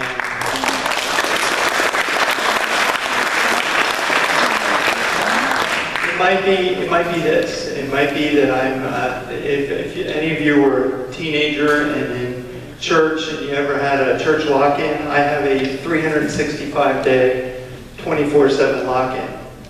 And what I found is that obviously none of this change is going to happen until we coordinate services, until we make sure that the people like myself aren't lost in the maze of where to get services, especially mental health services, especially drug addiction services. I mean, I put somebody in detox, 3 days later they're out and they're back in their home doing dope. I mean, it's ridiculous. It doesn't seem to make sense. We've got to coordinate these services and move people with case management from one position to finally being home. Okay. Now, I think that the thing that I'm hearing, though, is that one group wants to do it now, and the other group says, pump your brakes, we've got to talk about the financial issues. And I think that there is a need. I mean, I at first when I looked at the Marvin plan, I thought it was way too expensive. I mean, I'd do it for nothing. I mean, I got a paid-for building. I got lights. Okay, they got to be on a little bit longer, and I got heat, and it's okay, it's got to be a little warmer. But I've got 28 people off the streets, including 2 students that are in school that came to my church on Sunday crying that all the shelters were full. Thank you. And I want to ask Judge Schumann to discuss or kind of lead a discussion back to you about the need for coordinated services, which sounded like kind of a critical issue. Coordinated services are certainly important, and that's the cornerstone of Volusia Safe Harbor. The wonderful work that the churches are currently doing in our community in Salvation Army, that's wonderful work, and it's vital, and I certainly salute you all for that. However, under the Pottinger case and in other cities, that really hasn't counted towards the kind of a come-as-you-are shelter that accepts anyone, whether they're intoxicated, whether they're mentally ill, whether they are under active addiction. It doesn't shield municipalities from lawsuits in other areas like Sarasota or Miami or Fort Lauderdale, and that's really the undergirding of a come-as-you-are shelter like Volusia Safe Harbor, and that's really what we need immediately. You can't think. But the other piece of that, though, Pat, is that countywide plan that I told you will be coming to the Roundtable of Cities. When you hear Heidi talk about what's going on in Daytona, and the pastor mentioned a missing critical piece is that umbrella coordination of all funding, all services, all shelters, and that's what we're trying to get developed and move forward, because until you look at it globally and have everybody fit it together, we're going to continue to be splintered. And that is what we're trying to finish by next month. Okay? All right, thank you. Add just a little bit to that. I'm a COC, which I hate all these acronyms, but it's a mandated federal organization at the local level that takes care of all the state and federal dollars. And it's part of a system called the HMIS, which is just a database to track all the dollars and all the people that we serve. And they have just confirmed that they're going to take and hire a full-time coordinated entity person that will oversee bringing all the people with their specific need to the service that provides those. And we are really excited that in the next few months that will finally be implemented. So coordinated entry will be here in months, even before Safe Harbor opens. Thank you. Corey, do you have somebody with a question? Big John, thanks for letting me speak. You don't return my phone calls, but I appreciate this minute. You're welcome. We should, thanks. We should compliment the judge, Mark from Home, the Most Holy, Father Phil, and Joshua. Joshua is our champion. So I have one question. Oh, by the way, Mike is from the ACLU, Ken is from the ACLU, Brad's from the ACLU, Debbie's from the ACLU, and I'm from the ACLU. Are you considering a lawsuit? We think that's the only thing that will move Daytona Beach to do the right thing. We are moving the direction we hope we don't have to do.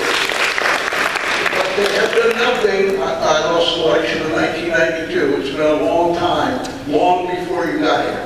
My only question is, why are the City Island restrooms locked? I took pictures of each fixture last Saturday. The restrooms are pristine. They're locked all week, and they're only open for the few hours of the farmer's market. And that goes to Josh's deal of choking them out. And by the way, Manatee Island, most of it was built on ECHO money and CRA money, which is totally all county money. Everybody here, whether they live in Daytona Beach or not, they paid for Manatee Island. Thank you very much. Thank you. Does anybody want to respond? Well, why are they locked? Big, I'll have to find out why they're locked during the week. My understanding, I'm telling you, my understanding was that it's Wait. Listen. I want everybody to respect everybody in this room. Go ahead, Pam. I gave you my answer. I understood there were problems with some of the restrooms. I know for a fact on Manatee Island we have had problems. And I've seen some of the maintenance issues on Manatee Island since it's been redone. And it was on Manatee Island some of the problems with the two demographics and things that were happening within there. City Island, Big, I will check. I'm not going to sit here and tell you something when I don't know the answer. Okay. You can just go there, gov.org, and you can see a picture of every urinal, every toilet, every sink in both restrooms. Thank you. Okay. Thank you. Who has the next question? My name is Garrett Manning. I'm a resident. I'm not a business owner. I'm somebody who's been on the other side and been homeless myself and slept on park benches and had no support. And I only see it like it's only become an issue now because these human beings are an eyesore. And I almost want to cry right now because that's the only reason it's an issue now, because it's affecting how it looks on Beach Street. And I don't want people to have to panhandle me. You know what? Somebody asked me for some money earlier. I gave him and his wife money to go and eat dinner because they needed it. It's a human issue. I commend you, Josh, for what you did.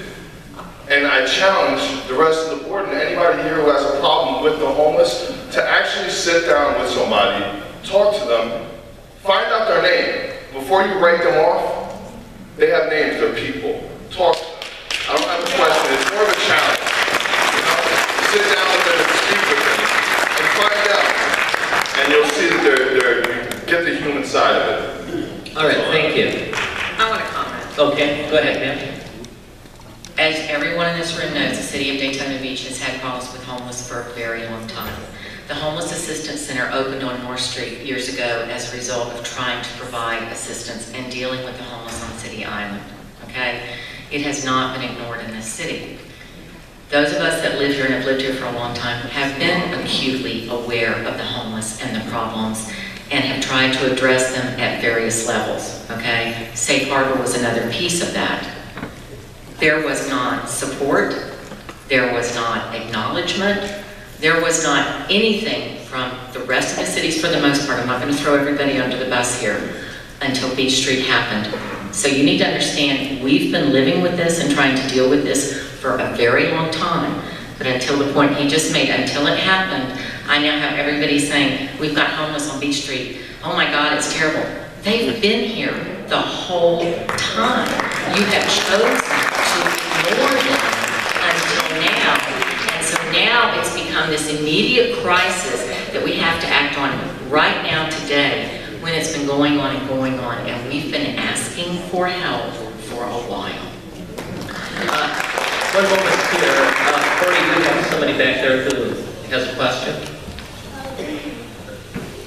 My name is Kathy. I'm a homeless person, and I just want to say we all aren't addicts, we all aren't criminals. The people across the street are living there peacefully, and they're very grateful to have somewhere to go to. Please understand that. If they stink, it's because there's nowhere to wash their clothes. There's no place in town. The Bridge of Hope only will wash 2 loads every day. There's no place for people to wash their clothes. People treat them like animals. You know, here's some food, and you can lay down on this cot, and that's all well and good. But people need to have dignity and need to have somewhere to wash their clothes. Lastly, I would like to say nobody wants to be homeless. I hate homelessness. I'm homeless because it's a financial problem. I'm not an addict. I'm not a criminal. I'm very clean. We all want a place to live, and we all want dignity, and we all want to be clean. So please don't take the people who panhandle and just assume we all are like that, because we're not. And by the way, I hate panhandling. I'm a homeless person, and I hate it, and I think it should be illegal. So please have mercy on us, because we really don't want to be homeless. Thank you. Thank you.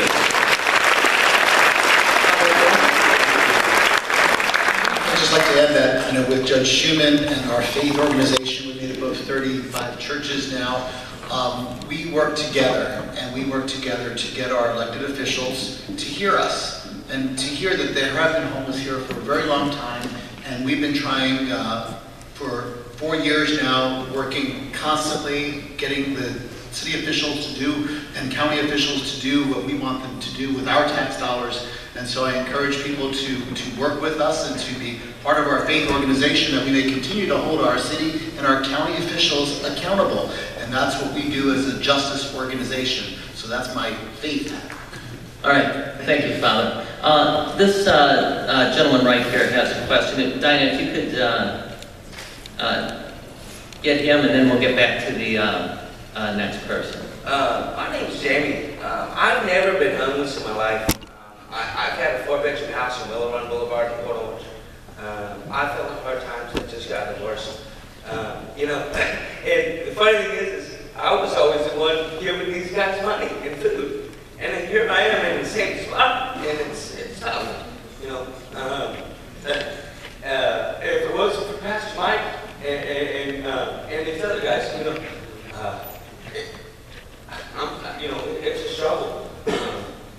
You know, if you don't mind me just asking a question, because you and I spoke a couple days ago. Yes, we did, Pat. And you told me that your situation was that you had, about 3 weeks ago, until then you had been incarcerated for a time. Yes, sir. And your charges were dropped, is that correct? Absolutely. And you were let out, and you're trying to get back home, and where is that? California. I'm clean. I don't, you know, a lot of these, you know, the perception is a lot of these people think these guys sit there and do dope all day, or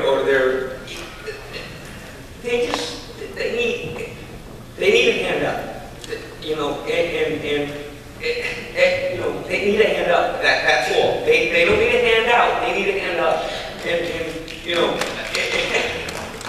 and you know, if they're panhandling, And I apologize if I am, but also when I was down there on Monday, I talked to pretty much everybody down there, and a number of the people, this was about 4 in the afternoon, a number of the people down there, it isn't just that they were eating, they were drinking.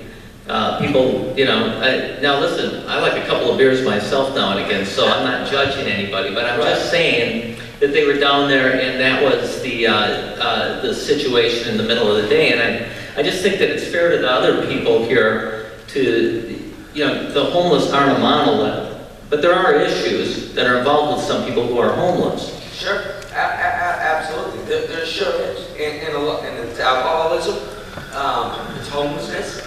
You know, the Salvation Army, I think Miss Pam Woods, they give you 3 days. I mean, what's 3 days going to do when you gotta, you know, you can't get a job in 3 days. I mean, you know, I think it's absolutely nuts. They kicked you out at 6 in the morning. You know, it's still freezing cold. You know what I mean? I understand the Salvation Army. It's a blessing, but they kicked you out at 6 in the morning, and That would not be the situation with 46 beds that we're talking about doing. It's a different situation right now. I'm just trying to clarify, we're not talking about what's going on right now. Yeah, I've got to move on to a couple other people. Can I address our friend who just asked that question though? At Halifax Urban Ministries, we are the official traveler's aid outlet for Florida, and we have funding to get you back to California as long as somebody on the other end is willing to get on the phone with us and say that when you get there, they're going to take you in and help you get back on your feet. And that's limited funding, but yesterday in that meeting with the city and the other agencies, they have promised to give me whatever I need to get whoever wants to get home. But they have to have some on the other end. 'Cause we don't just want to start shipping people to another city to be homeless. But if you've got friends or family, you come to my office at 215 Bay Street tomorrow, and we will, it might take a day or two, we'll get you home. All right. I think you have another person over here who is waiting. My name is Steve Perry. I operate, sorry, the cold. I operate a business in Daytona. I also have a business in Osceola County. Both of my businesses have been victims of homeless people, helped homeless people. We've gone through what Rocco's gone through, but we've tried to work with the people within our community. But when I looked at a little bit of research, Father Phil challenged his parishioners to step up to the plate, and I researched a little bit. Nothing that we can do as businesses in Daytona short term, but I don't think we get together fast enough. But long term, to operate Safe Harbor, I think 1.6 million a year seems really low. I don't know how you could do what they're offering for 1.6 to operate, but for 2.5 million, with as many businesses that are in Volusia County, from St. John's to the beach, I think that we can join with the churches and belly up a couple grand a piece and make this happen. I mean, we all get it. I mean, I don't like to talk about it, I think it's private, but I don't go through a week without giving 80 or 100 bucks whether it's in a corner in Osceola County or going to GFS. Wherever I go, there's people with their hands out. Whether they're going to buy a beer or feed their family, I don't know. That's between them and their God. But what I do know is that we've been working to work with whoever I can, whether it's Jim over the Chamber of Commerce or Bob Davies with the Hotel Motel Association. I think there's plenty of businesses who want to see Daytona go back to the glory days that would belly up a few grand a piece, get behind funding to help this Safe Harbor work, because we want to give a hand up. We've all given hands out, and it's just not worked. Whether it's Osceola County or it's Volusia County, I'm willing to step up. Whatever Father Phil needs for me to lead a challenge with the chamber and do that. And let's short term, we can't solve your tent city. That's a government issue. But long term, I think we can really help. Thank you. And we have time for about one more question. And Corey, I see a number of people over here with their hands up. I'm going to let Corey, who's walking behind you, pick whoever she wants to have the final question here.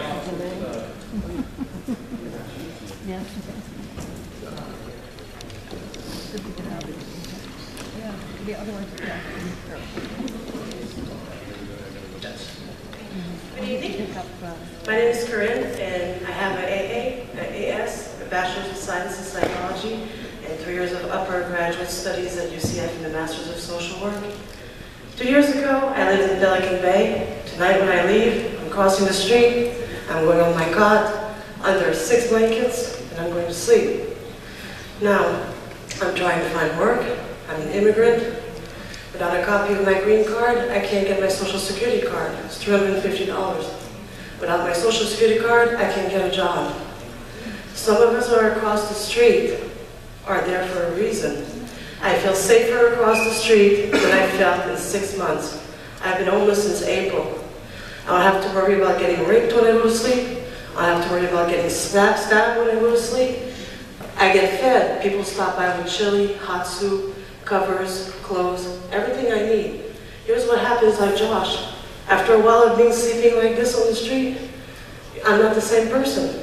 I'm tired. I went to a job interview today at the Olive Garden. Look at me. Who would hire me right now looking like this? These pants for a job interview, are you kidding me? Goodwill helps. When you get a job, they'll give you clothes. If you don't have a job, they will help you get clothes for free to go to a job interview. Same thing, you know, it's just what's happening, is that there's services out there, but there's not enough services, and it's going to take magicians, not caseworkers, to get some of these people to move off from there to go somewhere where it's closed in. A lot of them won't do it. You won't move them. The only thing that's going to end up happening is going to offer them a place, they're going to get arrested, and back in front of Judge Schuman again. You know, if I have a choice right now between going to wherever they want to send me, on North Street, on a cot in the field, I'll go in the field. It's not because I'm crazy. I'm mentally healthy. I've done evaluation of mental health. That's for Stuart Marchman. I used to work for drug court for Stuart Marchman 2 years ago. So I know what I'm talking about. You know, I mean, stop by and talk to me. I'm right there on the cot across the street tonight. I'll let you know what some of these people want. Hey, if any of you want to hire me, I'm looking for a job. Thank you.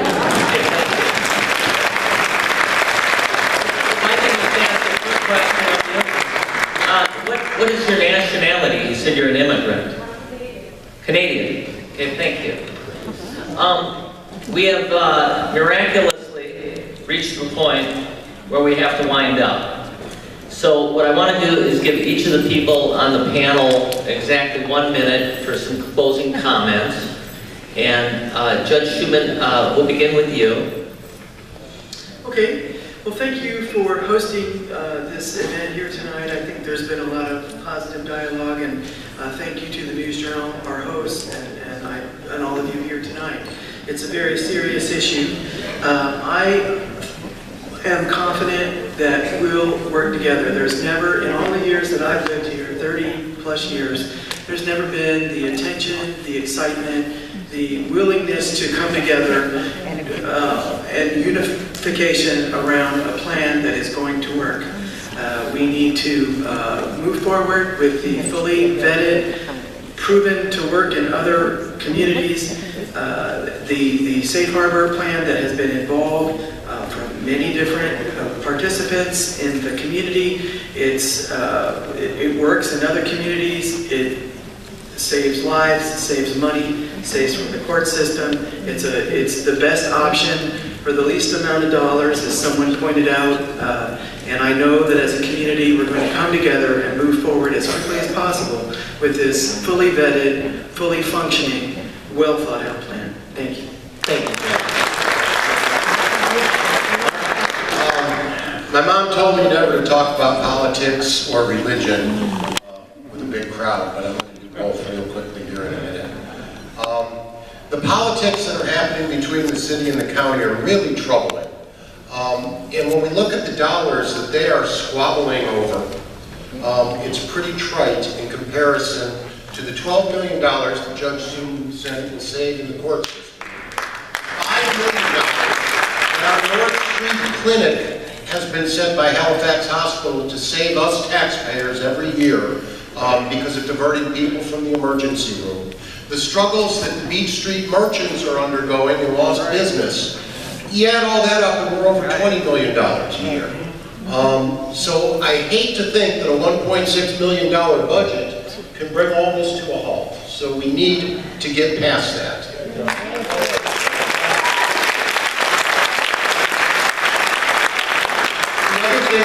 saying, we really have to unify, because our friend with the Beach Street business, me as a pastor and someone with a heart for the homeless, or those that are in government, all have the same motive. Get the homeless person off the street. We may have different motivations, but we have a common goal. So we need to just come together with that in mind and get where we're going. Get them off the street, help them as people, and not worry about the little stuff. We can do this. Okay, thank you. Pam, now I have to say exactly 1 minute to the rest of you, because I'd like to get out on time. So Pam? The City of Daytona Beach Commission voted to move forward on Safe Harbor. However, it morphs into what we need to do to make it happen. We fully made a commitment to do that. And that's all I have to say. I can say to you, I don't know that the city will take on the full burden of funding $1.6 million a year, because we have a responsibility to the people for the rest of the services in the city. But we will make every attempt to get the funding and get it open. As I said at the meeting when we voted that night, I would like for us to break ground before I leave office in November. Thank you, Pam. Thank you again for inviting me here, and I do think that religions and churches and businesses can do their part and need to do their part, but this really is a county-wide issue, and all of our cities need to be involved. And so basically, what I'm saying to all of you here is Tuesday night, we will be at Port Orange City Hall. We need a big turnout there, because Daytona, I believe in them, I'm supportive of them, I think they're moving forward. We do need to move with a vetted plan. We have the plan, we've been working on the plan, and it's to move forward. We need all of you to tell your city commissions that they need to be part of this, and we need to make it happen. It's very doable. Yeah. Thank you.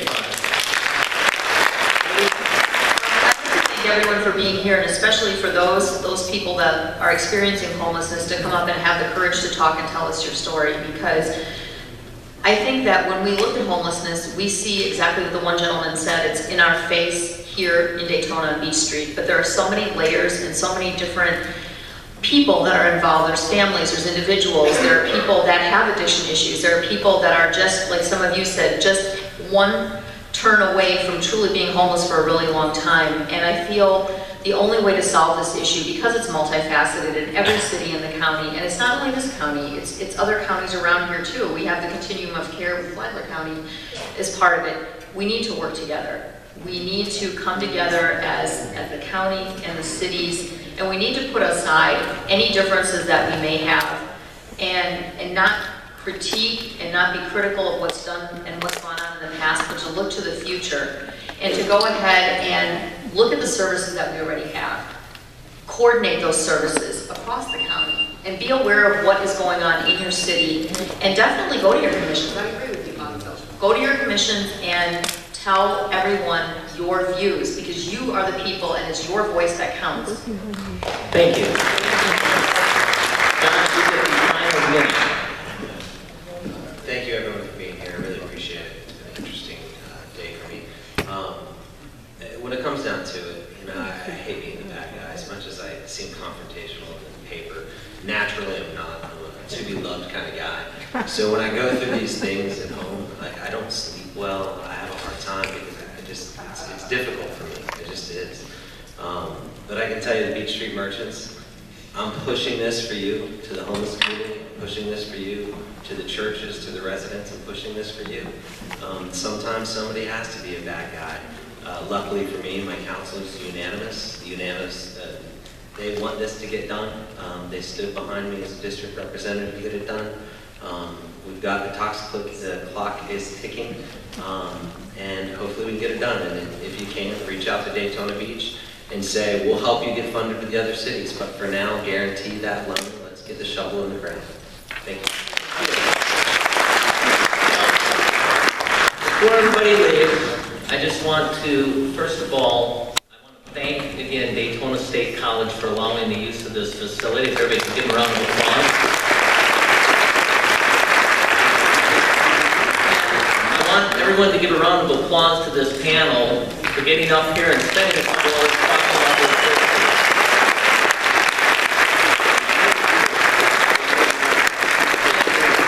Finally, I want to have you give yourself a round of applause for this really magnificent turnout. Really appreciate it.